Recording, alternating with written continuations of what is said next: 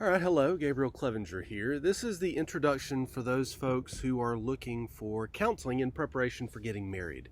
So if you find yourself here, it is most likely that I gave you the link, so you know me, or at least you've met me. In this video, I will lay out the process and clarify some expectations. If we all decide that we will enter into this process together, then I'll send you the links to the videos that prepare you for each session with me, and then we'll go from there. Okay. This process is composed of 4 sessions, each of which will last in the vicinity of an hour, the times that we get together, maybe an hour and a half. It just kind of depends on how much we end up talking. I have been using the basics of this process for over 10 years with folks looking to get married, whether I'm the one officiating the ceremony or not. So just as a reference for you, I did not find this packaged anywhere already. This is my own process. And it was put together by my assembling 2 strands of things, my combining 2 strands of things. One, we will start by looking at some of the most important biblical foundations of holy matrimony and continue by talking through some of the, number 2, some of the most common pitfalls for people in marriages. This is, in many ways, what I wish that someone would have done with me and my wife in premarital counseling. We've been happily married for, at the time of this recording, almost 22 years.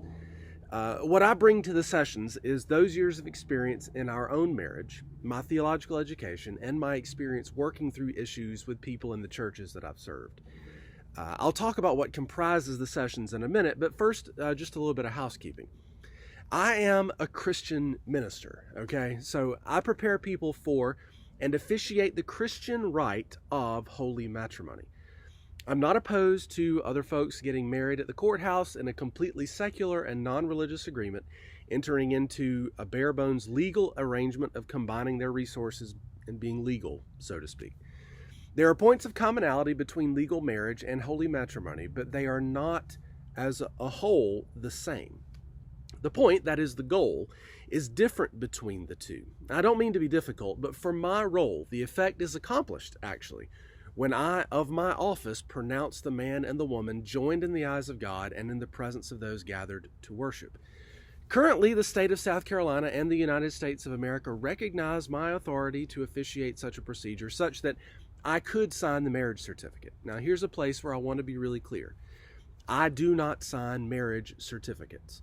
The reason for this is that I don't want anyone to be confused about what's going on, and I don't want the Christian rite to be conflated with something that requires paperwork from a government to be valid. Now, to be sure, insurance companies and the IRS will want proof of your union, so I encourage the couple to have a notary to take care of whatever legalities need to take place. But this is where I want to really make a point of the distinction between holy matrimony and legal marriage. The notary or whoever can sign the certificate at the reception or however you want to do it.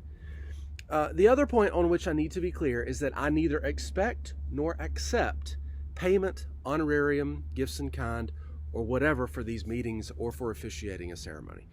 This is part of my calling and my vocation as a minister of the gospel of Jesus Christ. I don't criticize people who do accept those things, but I don't. Okay, now for the sessions.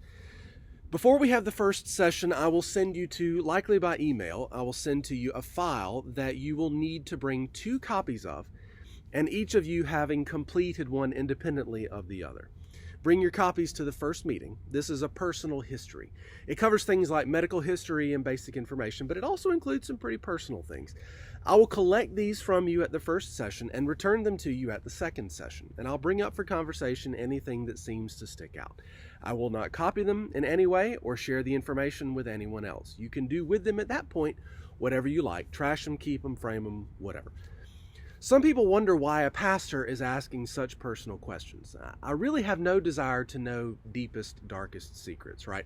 I've just found that often people haven't talked about some things because they just haven't come up. And if these 2 people are going to be taking vows and joining their lives together and rearing children together, it stands to reason that they should really have everything out in the open, and to make an effort to actually bring everything out into the open. So in over 10 years, I've never had anyone tell me that it wasn't worth the conversation that ensued from the personal stories. Now, before the first session, and before each session really, you'll need to read the passage of Scripture that we will discuss. You don't need to write a paper or consult any commentaries. You don't need to call a childhood pastor to get good books to read on these passages. I just want for us all to have the passage clear in our minds when we look at the Bible for guidance on what it is that we're actually doing here. For the first 10 or 15 minutes of each session, we will unpack together our impressions from the passage, how it struck you, how it applies or doesn't, and so on.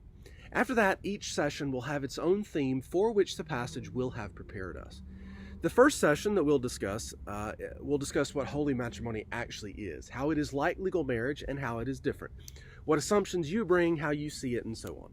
The passage for that session will be from Genesis 3. The second session, we'll look at one of the Apostle Paul's household codes in Ephesians. We'll also talk in depth about your family histories. Now, this is another session for which you'll have to do a bit of preparation by sketching out and thinking through as far back as you know in your family history about relationships, dynamics, sicknesses, causes of death, and so on.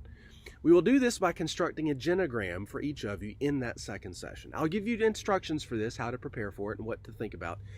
You may even have to talk to some family members to get information on some folks that you don't know, or some information that you're just not sure about right away. I'll cut a video for that one too with instructions so you can watch it as needed.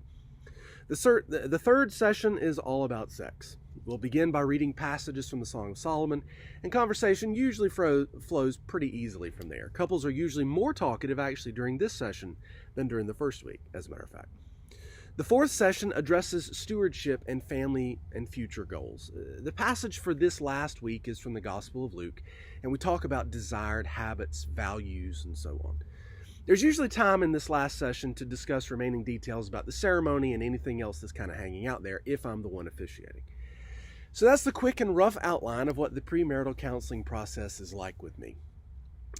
Please contact me with any questions that you may have. I'll see you soon.